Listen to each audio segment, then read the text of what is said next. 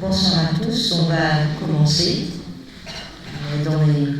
Moyennement dans le temps.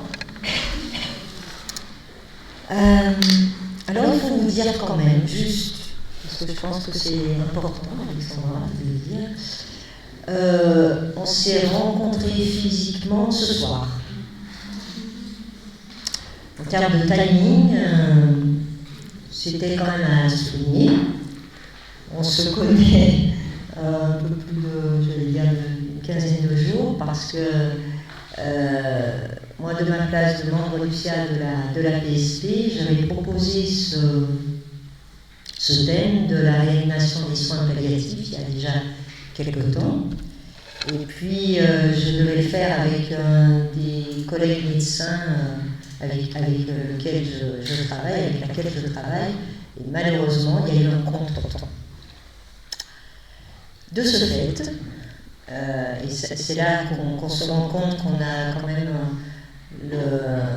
on va dire le réseau marche bien, la PSP. De ce fait, en échangeant et en disant ma difficulté, j'ai eu la bonne surprise déjà d'entendre Alexandra et après ce soir de la voir, parce qu'il faut se dire que Alexandra est de plus Toulon et moi j'habite je travaille dans les Hautes-Alpes, donc c'est compliqué quand même de se rencontrer physiquement.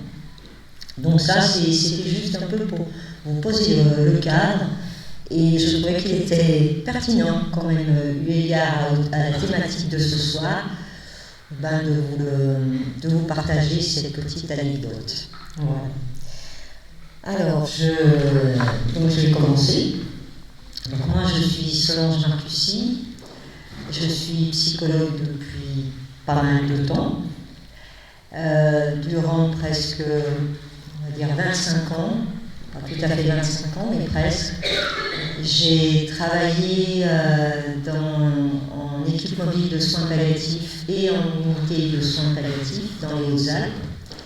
Et depuis 1 an, lors d'une création de poste, j'ai été affectée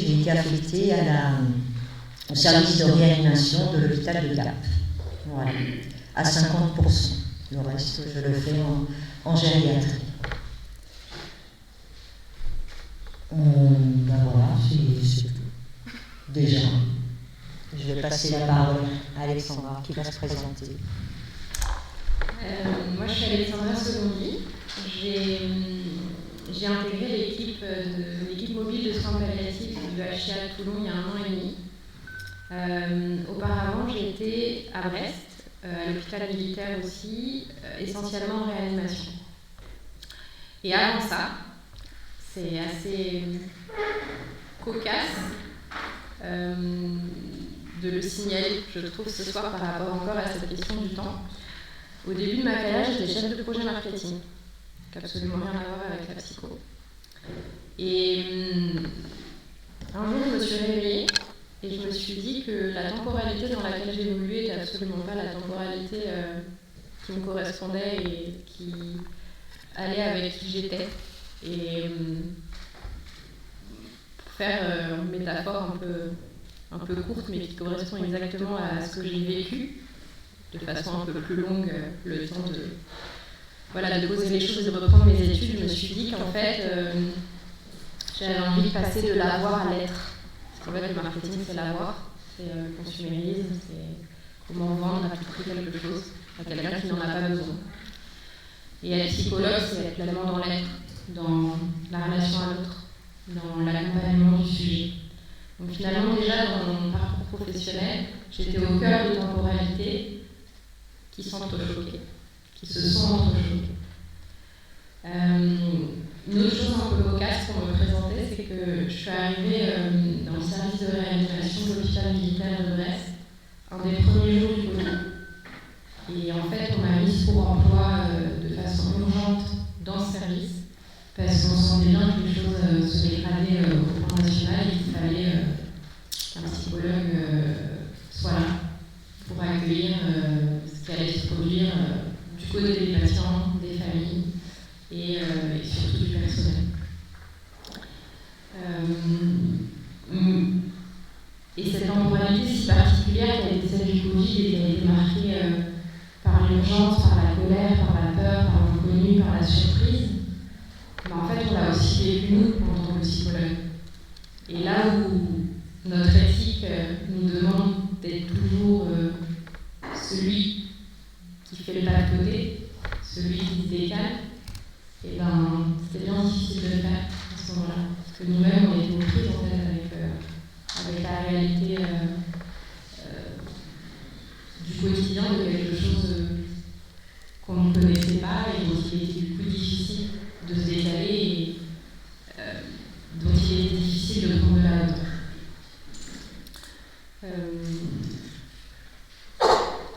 Et je pense que c'est ça qu'on aimerait essayer de faire passer comme message ce soir en parlant des différentes temporalités qui existent au sein des deux services dans lesquels on travaille aujourd'hui avec Solange. C'est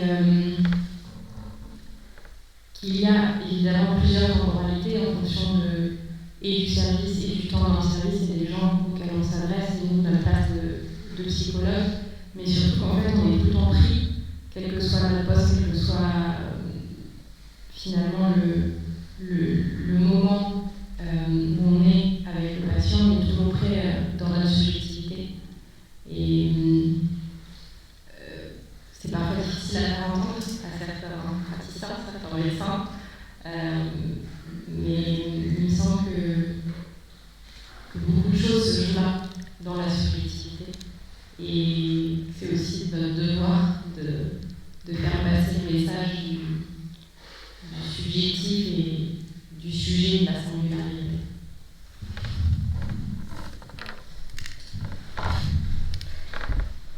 Alors bien sûr, vous avez compris, on va faire ce temps à deux voix. Et moi, dans un premier temps, j'aimerais reparler de définir, par exemple, ce que c'est la réanimation.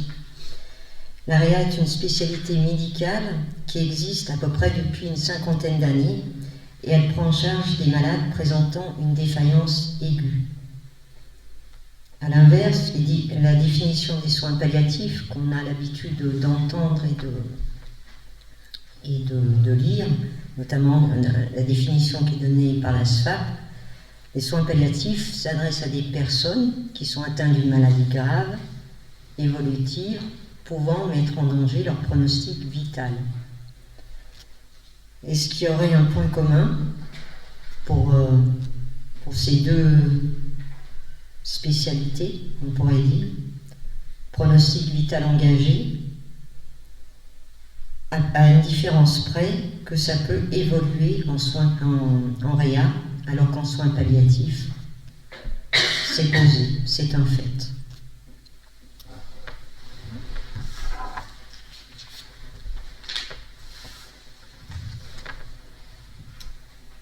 Moi, je suis carrément allée reprendre la définition de la temporalité dans le dictionnaire Larousse pour voir comment ça se présentait de façon commune.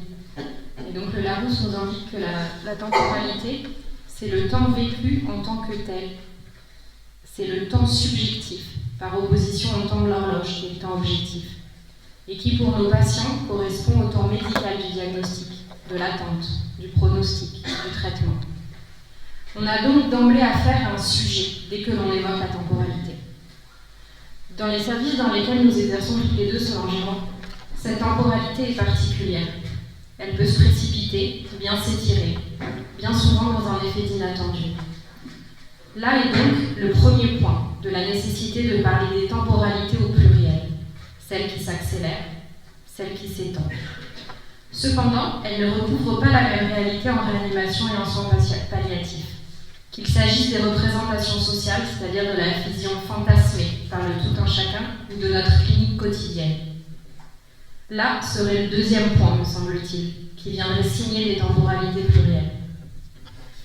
La réanimation dans l'inconscient collectif, c'est lié à l'urgence, la gravité, la technique, les gestes invasifs, les machines, l'entre la vie et la mort. Il s'agit d'un temps aussi bien médical que subjectif, compacté, resserré, qui n'attend pas en somme, pour éloigner au plus vite la grande faucheuse qui s'avance.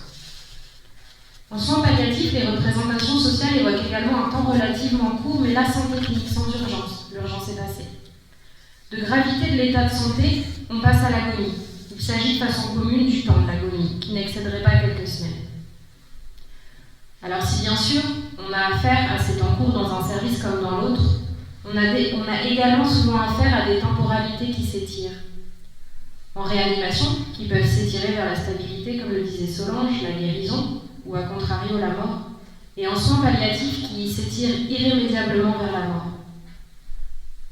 Il me vient en tête à ce propos une phrase que prononce souvent Karine, une de nos deux précieuses infirmières, à propos de patients dont le temps s'étire tellement que cela finit par devenir troublant, voire agaçant pour les équipes et angoissant.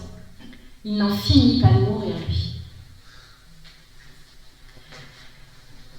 Elle a beaucoup dit cela à propos d'une patiente qu'on a suivie 3 mois et demi. 3 mois et demi en soins palliatifs pour un mélanome de stade 4. Cette patiente, on l'a accompagnée jusqu'au bout, jusqu'au dernier jour, alors qu'elle était endormie, dans le coma, depuis plusieurs semaines déjà. Mais elle ne partait pas, elle était là.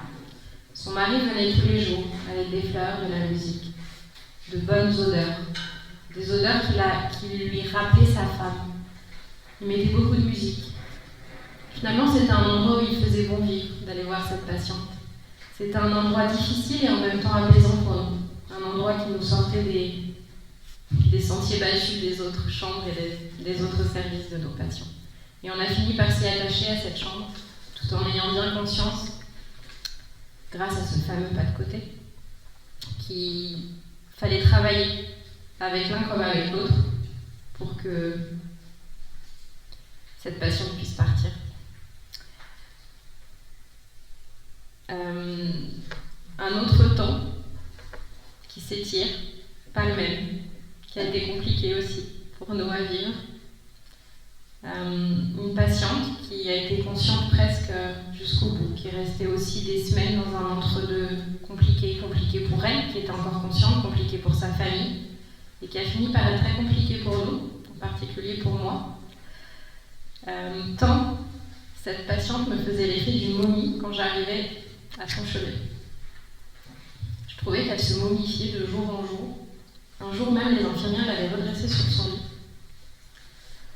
Et je n'ai pu retenir un mouvement de recul en la voyant, tellement je trouvais ça effrayant. Effrayant qu'elle soit toujours en vie et ne comprenant pas pourquoi les choses ne voulaient pas s'arrêter ou ne pouvaient pas s'arrêter. J'avais du mal à faire le pas de côté ce jour-là.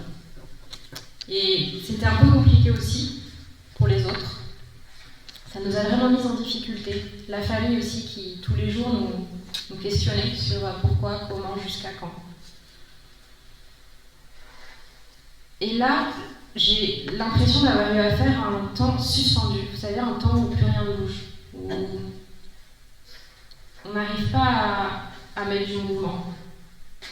Fallait-il en mettre ou pas? Je ne sais pas.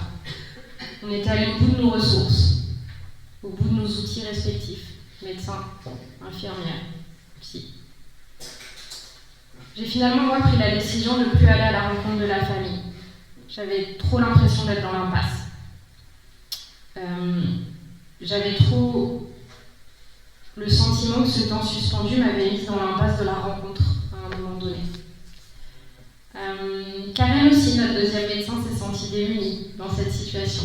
Tous les jours, elle disait, un peu en râlant au staff, « Moi non plus, je ne me sens plus d'y aller, là, je ne sais plus quoi faire en tant que médecin pour cette patiente. » Elle est soulagée, elle est apaisée, puis je ne sais plus quoi dire à cette amie. Comment je me positionne avec eux? Comment on fait maintenant? Mais on connaît Karen, elle décide d'une chose, puis 10 minutes après, elle court dans la chambre. Dorine, elle, notre deuxième infirmière fraîchement arrivée, a continué, jour après jour, à aller à leur rencontre. Elle a pris le relais. Elle a réussi, sans interruption, à faire quelque chose de ce temps suspendu hors temps. Bravo, Dorine.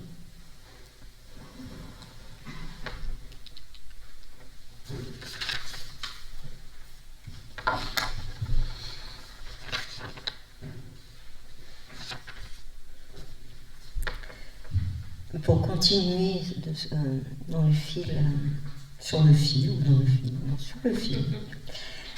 de la temporalité, je dirais que en réa, il y a comme une impression que le temps est figé. La réa, c'est un lieu où le temps n'existe pas, tout du moins le temps linéaire, le chronos. Je vais vous citer quelqu'un qui a traversé, et en plus il a écrit un bouquin qui s'appelle La Traversée. Il s'agit de Philippe Labro, qui est journaliste. Et en 1998, il a eu un problème de santé qui l'a amené à être hospitalisé en réanimation. Et il dit: aux prises avec un bouleversement constant du temps et de la durée, quand les jours et les nuits n'avaient plus aucun sens. On me dit que j'ai vécu le même temps qu'eux, en parlant bien évidemment à la fois des soignants, mais aussi de ses proches, même si je n'ai pas vécu la même chose. Le temps du coma est quelque part un temps d'absence de soi à soi. Alors comment penser l'éprouvé psychique d'un malade alors même qu'il est, de par sa position temporelle, en retrait? Et si l'on reprend ce que nous dit saint Augustin, selon lui, il y a 3 temps. Le présent du passé, le présent du présent et le présent du futur. Le présent des choses passées, c'est la mémoire. Et quand il y a un trauma psychique, c'est encore plus compliqué pour le patient qui est en réanimation. Le présent des choses, des faits présents, c'est l'instant. Le présent des choses futures, c'est l'attente. En réanimation, la plupart du temps, l'horloge s'immobilise sur un présent absolu où le passé et le futur n'ont plus de place.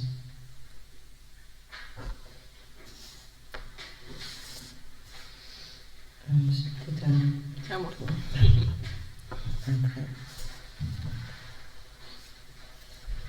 Continuer un peu sur la question des temporalités plurielles.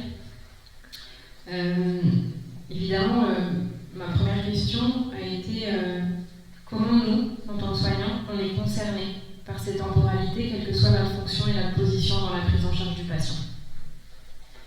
De ces temporalités, on peut dire qu'elles nous surprennent bien souvent, qu'elles font effraction même, quel que soit le côté du prisme où elles se situent.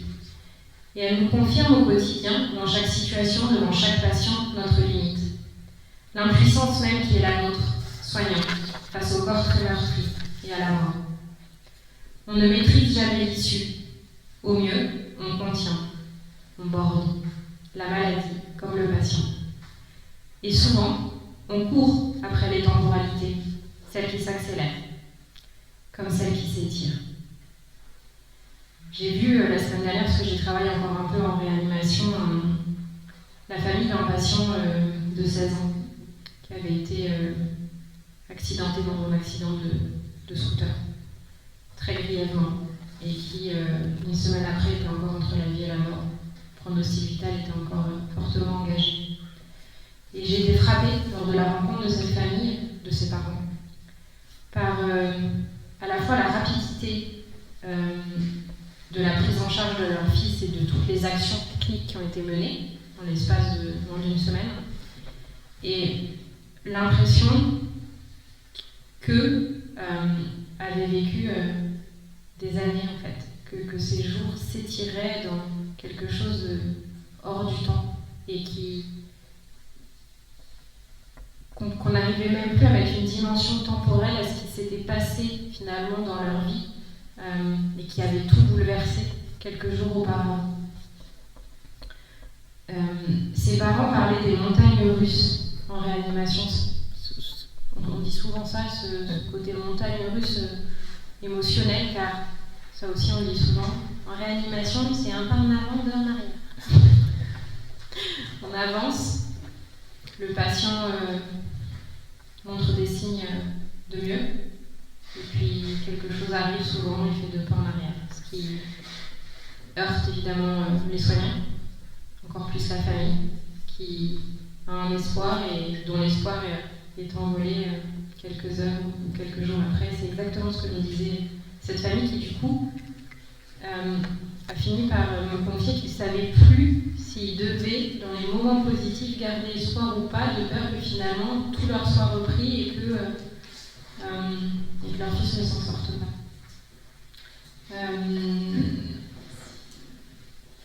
On a aussi,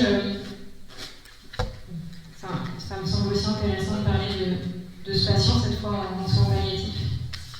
Un patient qui était aussi notre collègue, et un patient dont l'enterrement a eu lieu cet après-midi à Sainte-Anne. C'est un homme éminemment aimé de l'hôpital depuis des années. Il y travaillait et il a fait du bien, beaucoup de bien. Et ce monsieur était malade depuis 2021. Le cancer du poumon n'a pas évolué favorablement. Et les médecins le suivaient, les infirmières, nous. Et puis tout s'est accéléré. Tout s'est accéléré en quelques semaines, quelques jours, je ne sais pas. En tout cas, voilà, il y a eu une accélération il y a quelques semaines. Il a été hospitalisé. Et puis, un matin, il est parti. Et il est parti bien avant qu'on ait pu lui dire au revoir, en tout cas dans une temporalité qui a été la sienne, et qui est quand même toujours celle du patient, qui n'était pas vraiment la nôtre. En tant que soignant, parce qu'on pensait qu'il pouvait encore vivre quelque temps, mais probablement que cette position de soignant a été nettement biaisée par notre subjectivité de collègues. De collègues qui n'avaient pas très envie en fait qu'ils partent. Et voilà. Et donc un matin tôt, il s'en est allé. Et ce cas nous a tous frappés par cette temporalité multiple, de la longueur de la maladie, de la rapidité finalement de la mort, de l'engagement tout un chacun, de la façon dont on a tous vécu cette prise en charge et de la présence massive autour de cet homme aujourd'hui pour notre dernier endroit. Tout ça pour arriver à notre cher Lacan, qui m'est venu à l'esprit en réfléchissant un peu à cette histoire des temporalités. Parce que, quand même, on les prend de plein fouet à chaque fois, quelle qu'elle soit. Et ça m'a fait l'effet du coup de réel de Lacan. Si on se réfère à ces 3 instances, pour ceux qui ne les connaissent pas, le réel, le symbolique et l'imaginaire. Et le réel, finalement, on pourrait le définir comme ce qui nous cogne, ce qui nous percute. Quelque chose de tellement fort qu'on ne peut pas le symboliser, où finalement les mots ne suffisent pas, les mots ne peuvent pas décrire ce qui se passe. Un exemple concret, ce serait recevoir un gros supercute. Voilà, ça fait l'effet d'une bombe en plein visage, et on n'a pas encore les mots le temps d'être les mots dessus, on a mal. Et c'est dur. Et je crois que ça résume plutôt pas mal ce qu'on vit au quotidien.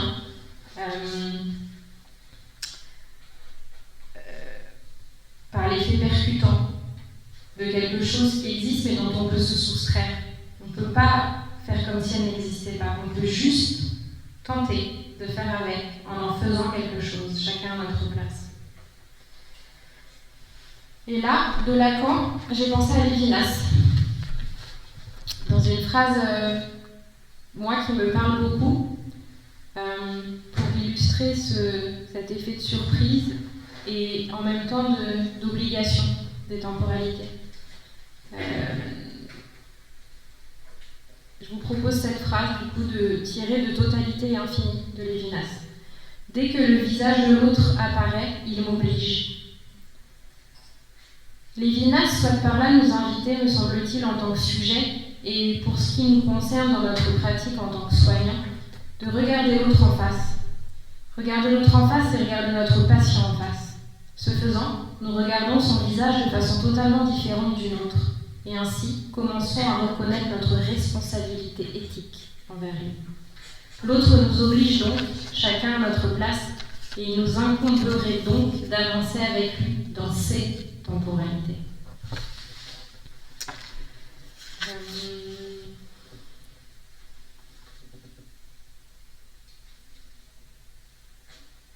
Je ne peux m'empêcher à ce moment-là de dire une phrase de Delphine. Delphine, médecin responsable de notre équipe qu'on ne vous présentera plus. Dont je me suis rendu compte qu'à chaque fois qu'elle entrait dans la chambre d'un patient et qu'elle le rencontrait, à un moment donné de la rencontre, elle lui disait « Vous savez, c'est vous le pilote, et vous le serez toujours. » Prononcer avec la rondeur et la douceur de sa voix, cela a toujours un effet quasi magique sur le patient. Et son corps se relâche, quelque chose lâche. Comme quoi, autoriser le patient à le laisser dans sa temporalité, même si c'est dur, même si c'est pas ce dont on a envie, serait la voie la plus pertinente à suivre dans notre place de soignant, me semble-t-il. Et toi ?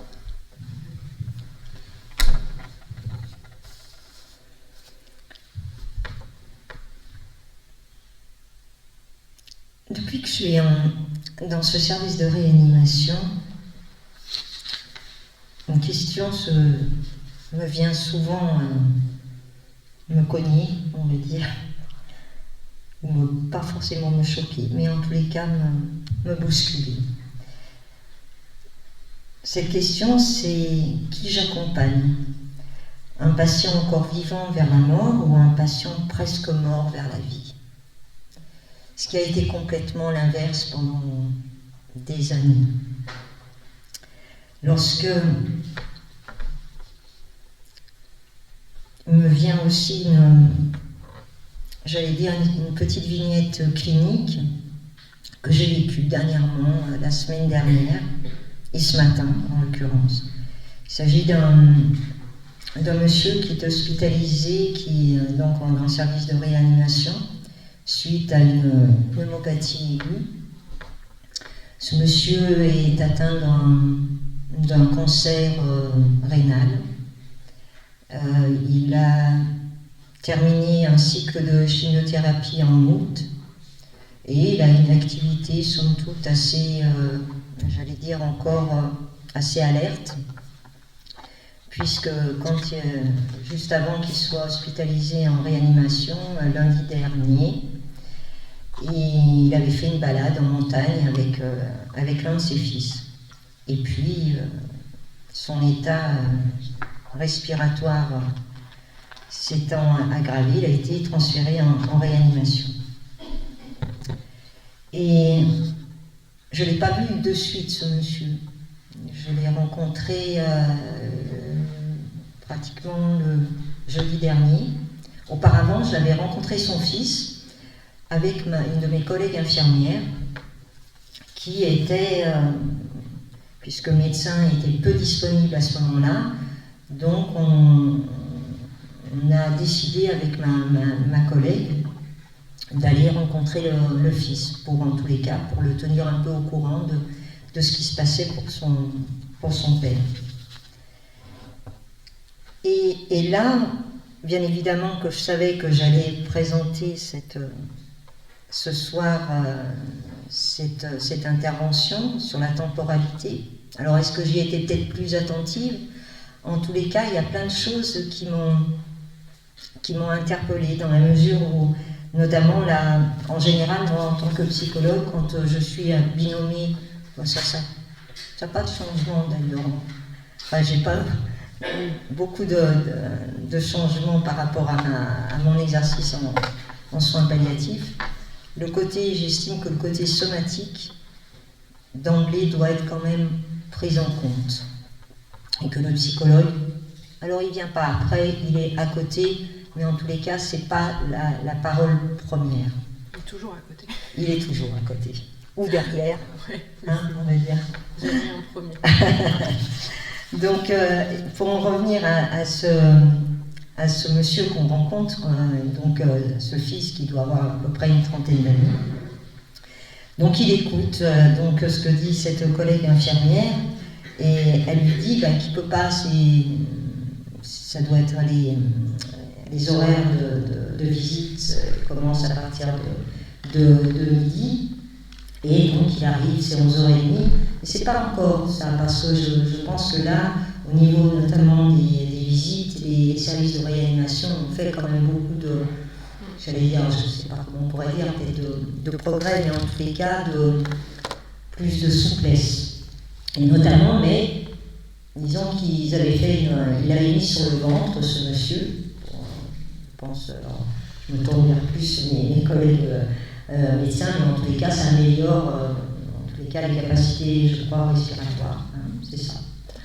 Et donc, c'était pas le bon moment, en tous les cas, que ce fils arrive auprès de son père. Et ma collègue infirmière qui lui dit comme ça, vous avez le temps, juste le temps de manger un petit bout, et puis vous revenez après, etc.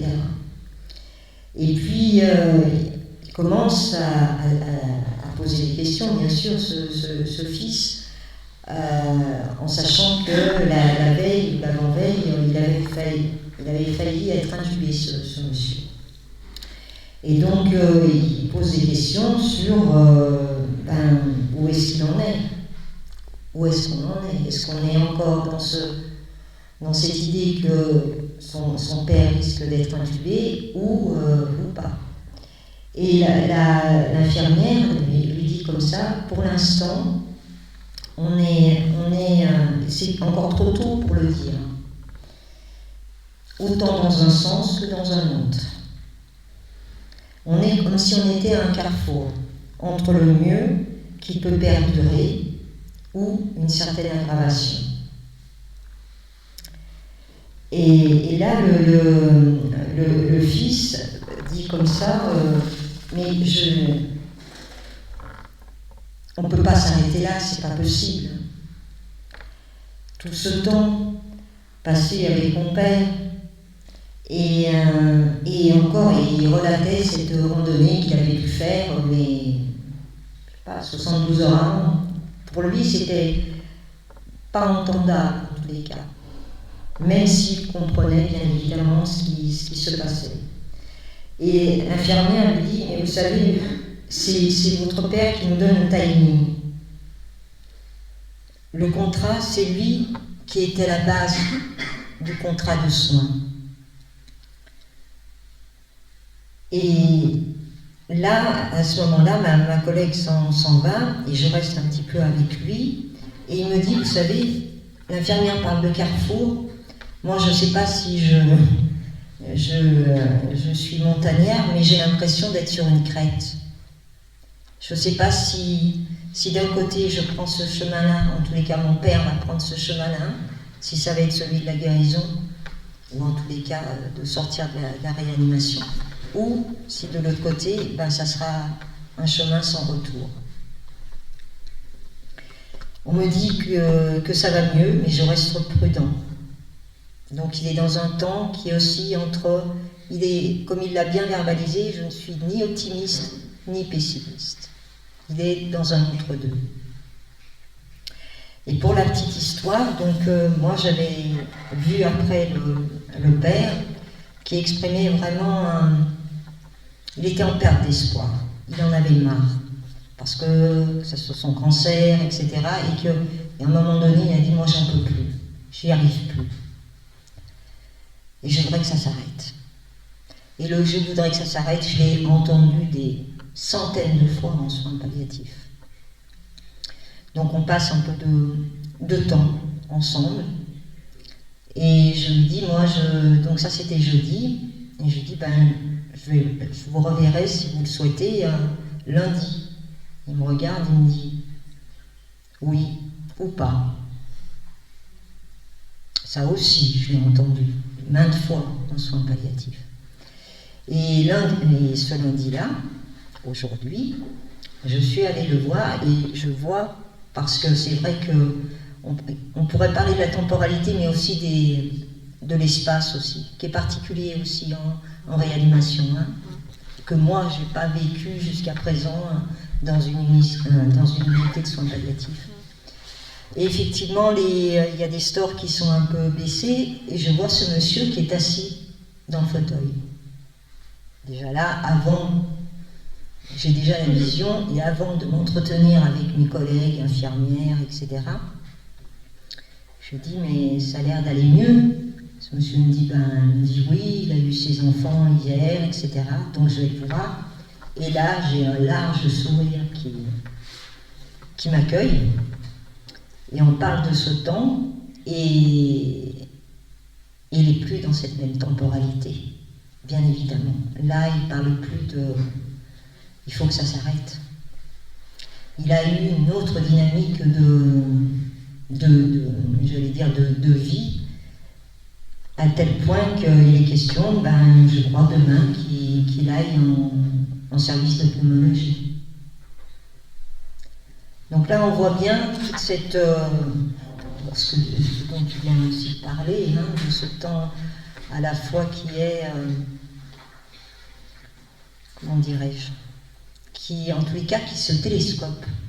Moi, j'ai eu ce sentiment entre le jeudi et aujourd'hui, où là, je suis partie pas d'un rien, presque rien, à un tout, comme on dit, ce matin.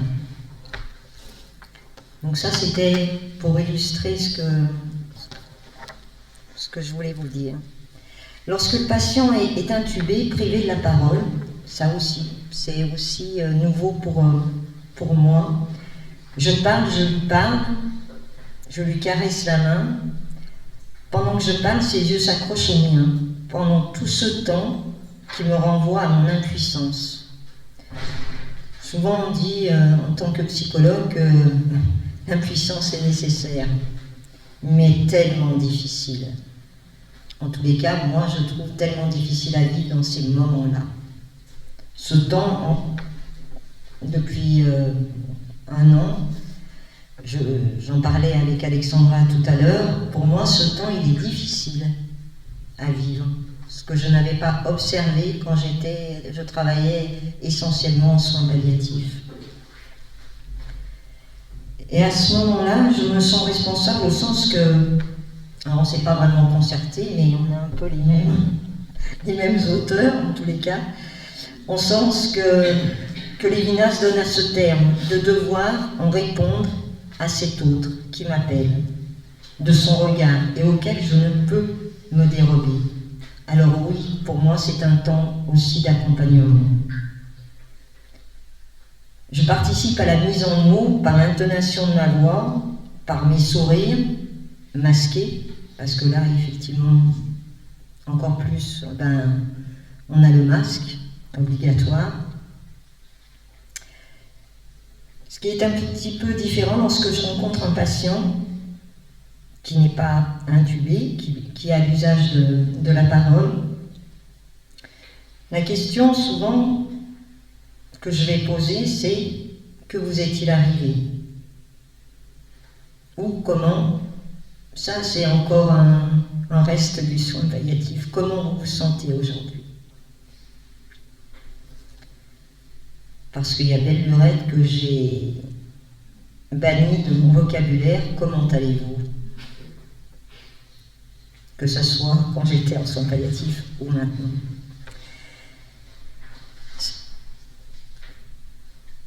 Son récit se déplie souvent dans un temps immédiat, une tentative de mettre des mots sur ce qui est arrivé, d'une manière inattendue, la plupart du temps.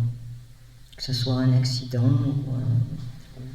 ou une décompensation, inattendue en tous les cas pour le patient. Souvent, j'interviens quelques jours après l'admission du patient. Alors, il remet de l'ordre dans ce qu'il vit, tente de se rassembler dans l'ordre et dans le temps. Ranimer signifie rendre le souffle, rendre vivant, de nouveau, faire en sorte qu'un patient échappe à la mort. Et le psychologue cherche à occuper un rôle des fonctions psychiques et de raviver le corps pulsionnel. En tous les cas, il essaye. Solange parle de sa difficulté quand elle est arrivée en réanimation de cette place de psychologue, et c'est rigolo parce que je lui ai raconté tout à l'heure que j'avais vécu absolument l'inverse en arrivant en soins palliatifs. C'est-à-dire que là où en réanimation, on est dans un entre-deux, mais dans un entre-deux qui peut basculer d'un côté comme de l'autre. Alors qu'en soins palliatifs, en fait, la messe est dite quelque part. On sait qu'on va vers la mort, on ne sait pas dans combien de temps, on ne sait pas comment, pas dans quelles circonstances, mais on sait qu'on y va. Et ça, j'ai trouvé ça vraiment compliqué d'un point de vue tant personnel que professionnel. Et j'ai beaucoup pris de temps pour rectifier ma place, qui évidemment ne peut pas être la même en réanimation et en soins palliatifs, et parvenir, tant bien que mal, jour après jour, grâce à mon équipe formidable, à être là, accompagné, tout en sachant que on ne peut pas guérir, tout en sachant que la mort approche,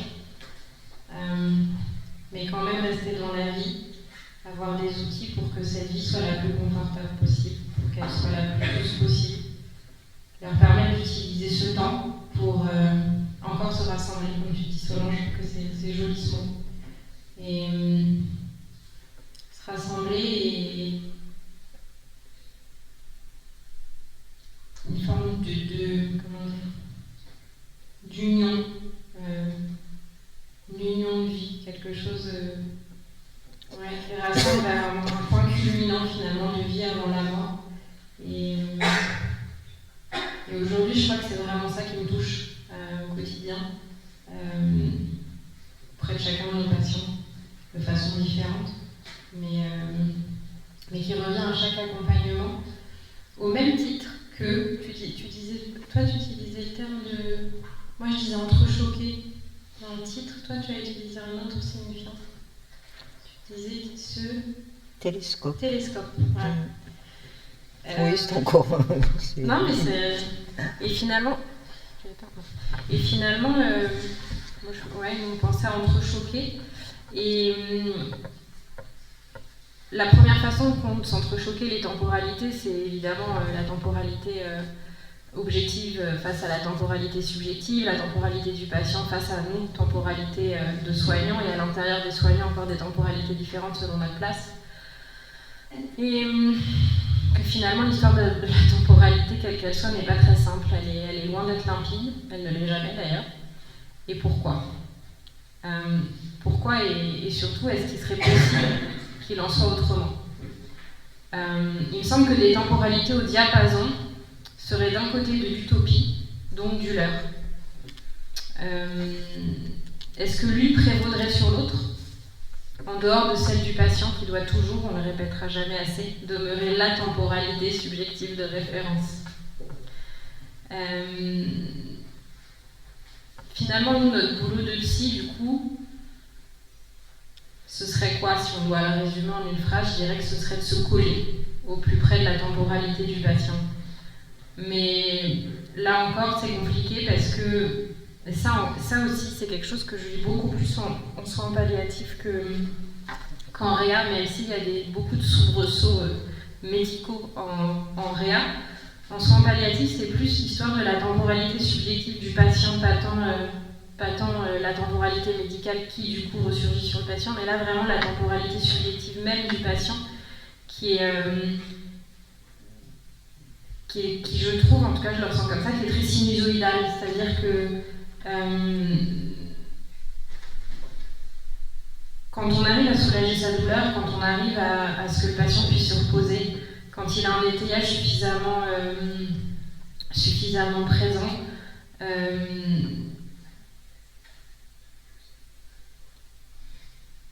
il va mieux. Est-ce qu'on peut dire qu'il va mieux? En tout cas, il y a quelque chose qui se pose de son côté, il y a moins de plaintes, il y a plus de douceur, et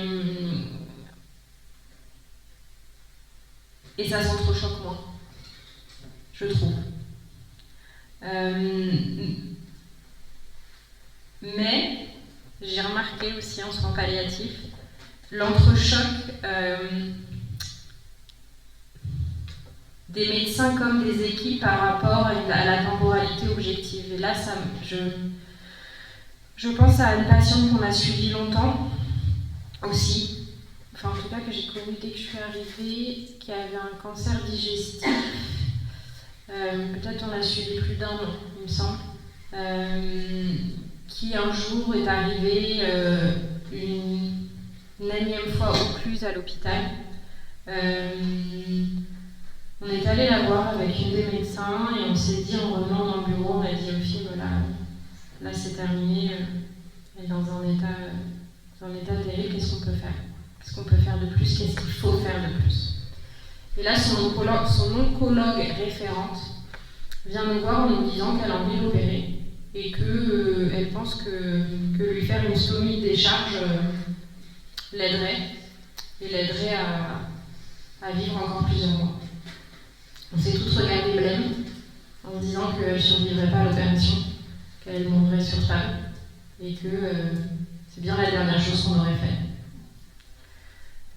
Et qu'il était peut-être temps de la laisser partir, cette patiente. Et au final, son oncologue référente a décidé d'opérer cette patiente la veille de Noël. On part, nous, pour Noël. Et l'opération s'est bien passée. La patiente est cystostomie. La patiente, entre toute attente de notre part, a pu vivre 9 mois. 9 mois de bien vivre, j'ai envie de dire. Parce que, pas parce qu'elle se baladait avec sa stomie au resto, à la plage, elle se baladait, elle a vécu des beaux moments, elle a fait venir ses enfants qui habitaient à l'autre bout du monde, elle a organisé ce qu'elle pensait quand même, elle savait être son dernier été auprès des gens qu'elle aimait le plus. Et puis fin août, ça s'est aggravé, elle a décompensé, elle est partie. Et au final, on s'est pris un peu une claque avec les filles. Et c'était une bonne claque qui nous a fait dire que, parfois on avait des positions d'équipe qui pouvaient aussi avoir des œillères et que parfois quand on est un peu nous les reines du il faut lâcher, arrêtons les chimios, vous acharnez, il faut laisser aux patients son temps de répit avant de partir et arrêter absolument de vouloir des traitements curatifs. Finalement, là, c'est l'oncologue qui a eu raison. Et on a d'autres exemples moins jolis, mais je trouve ça important de citer aussi celui-là ce soir, pour montrer qu'on est capable aussi, heureusement, de se remettre en question et de souligner encore et toujours l'importance de la pluridisciplinarité, que finalement on ne serait pas là sur la quasi-totalité de nos suivis sans la pluridisciplinarité, sans l'ouverture et l'écoute permanente des uns et des autres. Voilà. C'est vraiment précieux.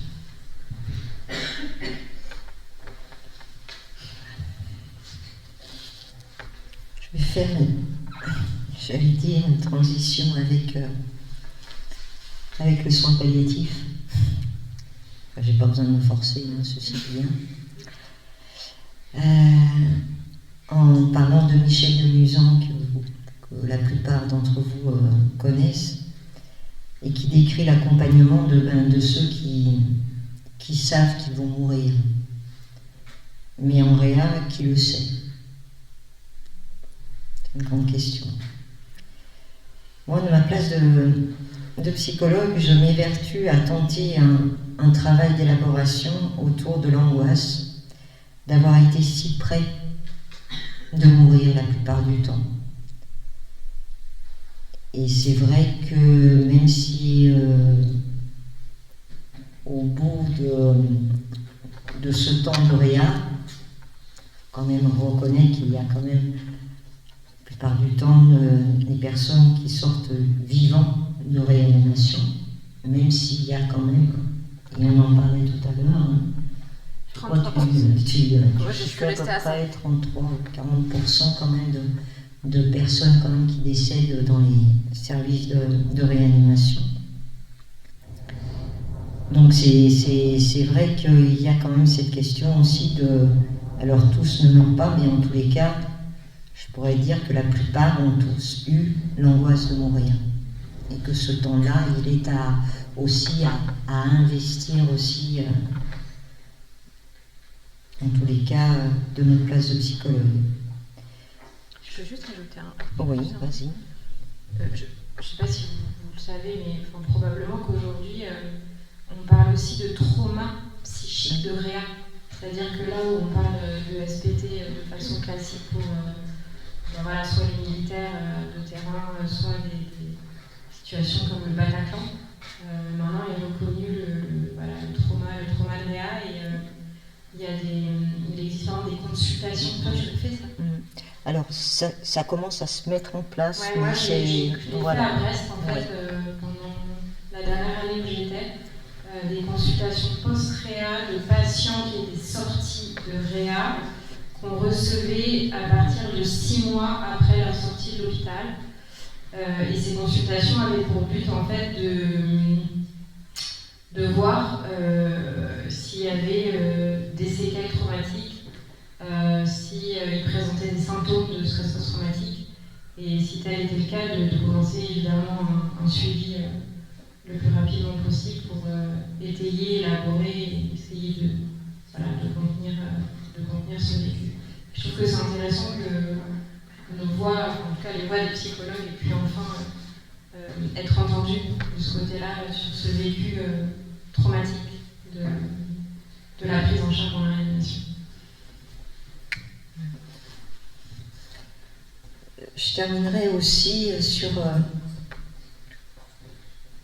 Et on a échangé d'ailleurs tout à l'heure avec Alexandra sur le temps de la sédation. Alors on dirait que la sédation en réa, c'est pratiquement, j'allais dire, quelque chose qui va de soi, presque, parce que la plupart du temps on sédate pas mal. Mais moi c'est la sédation qu'on appelle plus communément la sédation profonde et continue, que j'ai bien sûr rencontrée maintes fois en soins palliatifs. Mais quand la réanimation devient palliative, il y a une rupture dans la temporalité de la réanimation. Parce que, effectivement, là, tout cet univers technique, je dirais visuel, sonore, ça aussi, on aurait pu en parler.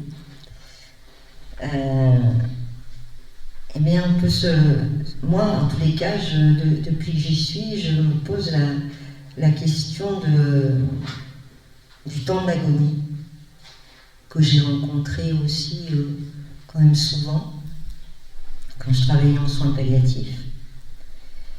Et ce qui m'a, oui, je dirais surprise dans ce temps-là, par exemple, ce que les médecins appellent le GASP, apparaît non plus comme une manifestation, mais comme un symptôme. Qui, par définition, un symptôme en médecine, alors il peut être une alerte, un signal, bien évidemment, mais la plupart du temps, et c'est ce qu'on demande quand même à nos collègues médecins, de faire disparaître le symptôme. L'éradiquer. L'éradiquer. Toi, moi, je suis plus dans faire disparaître. Toi, c'est éradiquer. Mais effectivement, le symptôme, par définition, il est supprimable. Et je me suis, il n'y a pas si longtemps, je me suis dit, mais finalement, il s'agit de mourir sans bruit, sans râle en réanimation. Alors, est-ce que ce serait l'idéal de la bonne mort, ce temps qui a été supprimé? Et je veux juste, c'est très court, évoquer un échange que j'ai eu avec un de mes collègues infirmiers qui travaille depuis un certain temps en RIA. Et on a un peu échangé et au cours d'un staff, et on parlait donc d'un patient donc qui était en échappement thérapeutique. Il y avait des limitations d'arrêt de traitement qui commençaient à être mises en place. Et à un moment donné, donc, la question de la sédation profonde et continue. Et cet infirmier qui me dit comme ça, qui m'a dit, mais tu sais, moi j'ai l'impression de faire un on-off. Et moi, j'allais dire ancienne psychologue de soins palliatifs, ça m'a alors choquée. Voilà. Et je me suis dit, un on-off. Elle me dit, mais oui. Parce que de toute façon, oui, il est sédaté, bien évidemment, mais on va arriver à sa mort, mais on sait très bien que ce temps-là, il va être assez rapide. Moi, je vais regarder, je dis, ce temps-là, mais tu ne sais pas le temps qu'il lui reste à vivre à ton patient. Avec tout mon côté de soins palliatifs, où j'ai vu des personnes... Et après, j'ai un peu mieux compris, et sur le moment, j'ai été un peu à être bousculée. Il me dit, mais tu sais, c'est très dur pour moi. Et il y avait un médecin qui était là, et qui a tendu l'oreille, et qui lui a dit, mais pourquoi? C'est vrai qu'en général, c'est l'infirmier qui met en place ça. Il dit, mais est-ce que tu aurais besoin de la présence du médecin? J'ai trouvé ça intéressant quand même. Que finalement, c'était l'infirmier qui avait charge effectivement de mettre en route la sédation profonde et continue, mais j'ai plus décrypté ce on-off dans la mesure où la plupart, et ce patient en particulier, était déjà bien sédaté. De par ce pourquoi il était en réanimation. Et que ce temps-là, en tous les cas, moi, celui que j'avais rencontré quand je travaillais dans les soins palliatifs, il n'était pas, comment je pourrais dire, comparable. Parce que, sincèrement, il y a une idée quand même qui m'a traversée où j'imagine que vous voyez où je veux en venir, quoi. Où c'était vraiment quelque chose d'un acte quand même, on va dire, d'euthanasie. Et c'est là que c'est pour ça que c'est important quand même de prendre ce temps d'échange entre le médecin, l'infirmier et la psychologue que je suis, où effectivement il y a eu cette explication qui a été, et que sur le moment, moi j'ai trouvé ça assez violent, le on-off. En tous les cas, ce signifiant on-off, je dis, mais on est où là? Et c'est vrai que ce temps de sédation, il est très rapide. Enfin, quand je dis très rapide, quelques heures. Comment? Tu confirmes ce qu'on ne voit pas. Ça peut durer quelques heures en unité de soins palliatifs. C'est pas systématique. Mais c'est pas systématique. Et ça, ce temps-là, avec et puis la question de toute façon, est-ce que aussi, parce qu'on parle aussi du patient, de l'équipe, on n'oublie pas les familles, bien évidemment.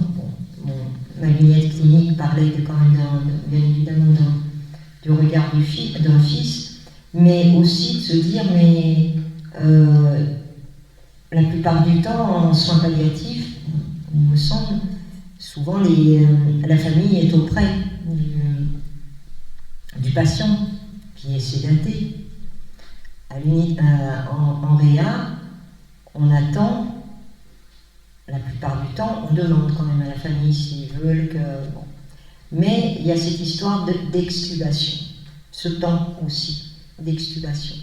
Parce que si on extube un patient devant la famille, c'est vrai que ça peut être problématique. On est d'accord.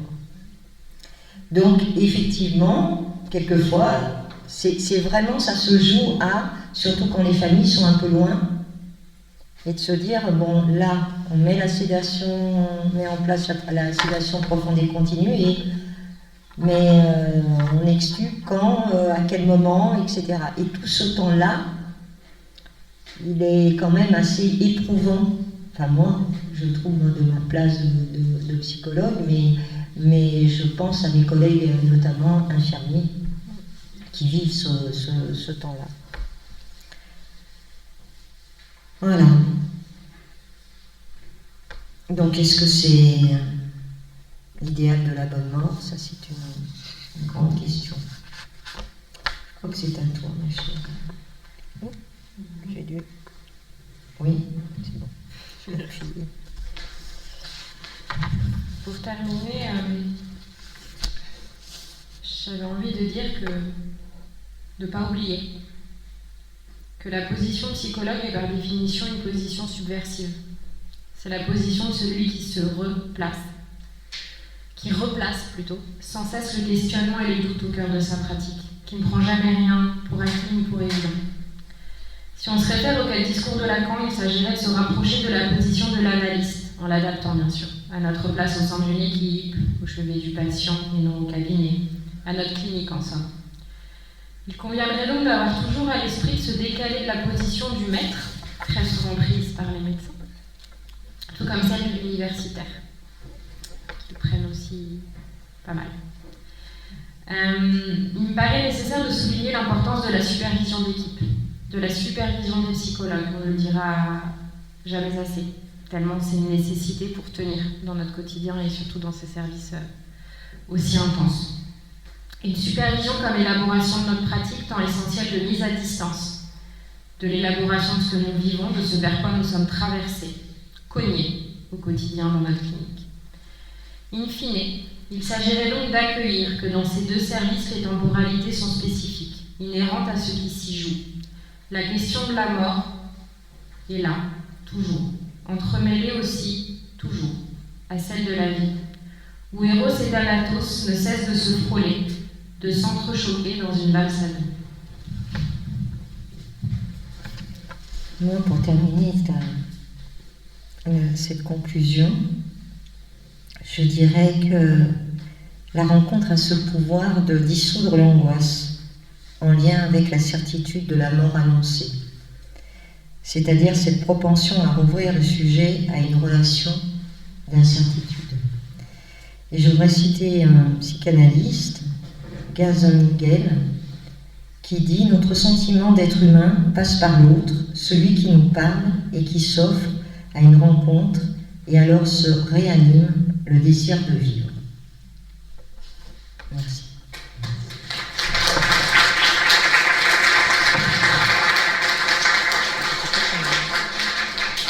On n'a pas regardé le timing en fait. C'est pas trop mal. C'est bon?